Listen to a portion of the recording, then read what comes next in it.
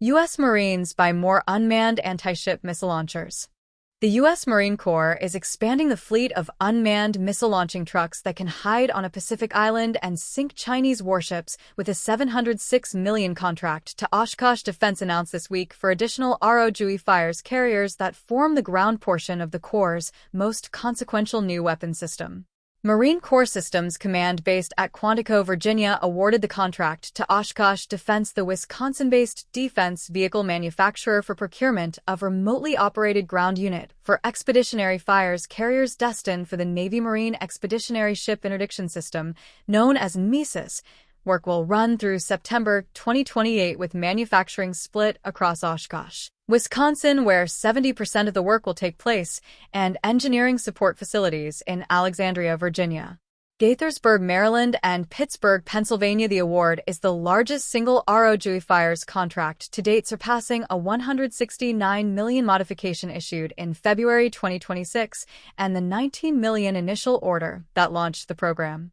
The same day, Marine Corps Systems Command awarded a second separate RDT&E contract to Oshkosh worth $214 million, funded entirely from research, development, test, and evaluation accounts rather than procurement funds. That distinction matters. Procurement money buys vehicles for operational units, while RDT&E money funds development and testing work on new capabilities. The second contract, with 90% of work performed in Oshkosh and 10% in Alexandria, Virginia, and the same September 2028 completion date, points to parallel investment in the Block 2 configurations development track alongside the production scale-up funded by the larger award. Combined, the two contracts represent $92 million committed to RDT&E in a single day.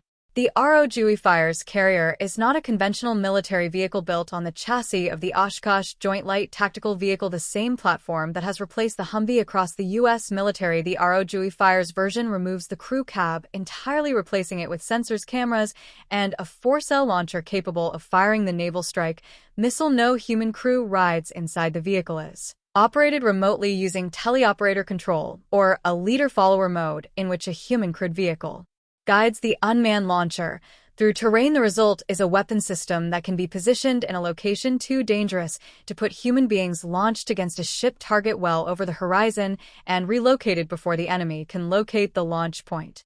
The Naval Strike Missile, or NSM, is a Norwegian-designed subsonic anti-ship weapon developed by Kongsberg Defence and Aerospace, the same company that manufactures the NASAMS air defense system. The NSM flies at low altitude, using terrain following and sea-skimming profiles that make it very difficult to detect on radar. Carries a 125-kilogram, 276-pound semi-armor-piercing warhead and uses imaging infrared guidance in its terminal phase to identify and hit the most vulnerable part of a ship. Its range is officially stated at over 185 kilometers, 115 miles, though budget documentation indicates the Marine Corps is actively developing extended-range modifications with more energy-dense fuel tested in fiscal year 2025 and hardware and software enhancements entering testing in fiscal year 2026.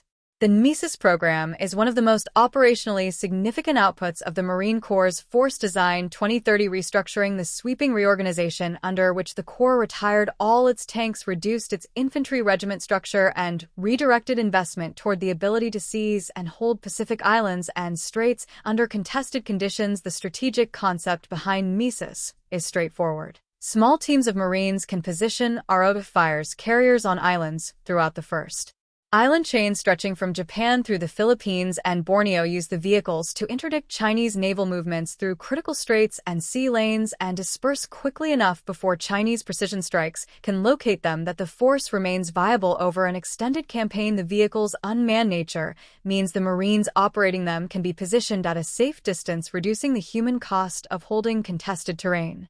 The system has moved from concept to operational deployment faster than most Marine Corps programs. Initial delivery of NMESIS occurred on November 26, 2024, when the 3rd Marine Littoral Regiment at Marine Corps Base Hawaii received its first fire units. By March 2025, the 12th Marine Littoral Regiment, based at Camp Hansen in Okinawa, Japan, had integrated a NMESIS battery into its 12th Littoral Combat Team, placing the system in position to range the waters around the Ryukyu Islands and the Approaches to the East China Sea. The first international deployment came in April 2025 during Exercise Balikatan in the Philippines, when NMESIS launchers from the 3rd MLR were positioned at Bosco in the Baton's Island Group, near the northern tip of Luzon, overlooking the Luzon Strait, one of the primary routes through which Chinese naval forces would transit between the South China Sea and the Western Pacific in any Taiwan contingency.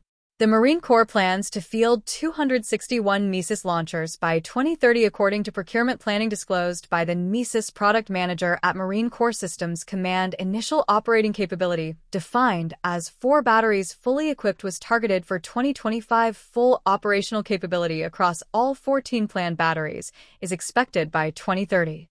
The $92 million in awards announced this week puts more of these unmanned launchers into the hands of operational regiments, while simultaneously advancing the next generation of the vehicle. A combination of scale and development investment that signals the program is no longer an experiment, but a permanent fixture of American Pacific strategy.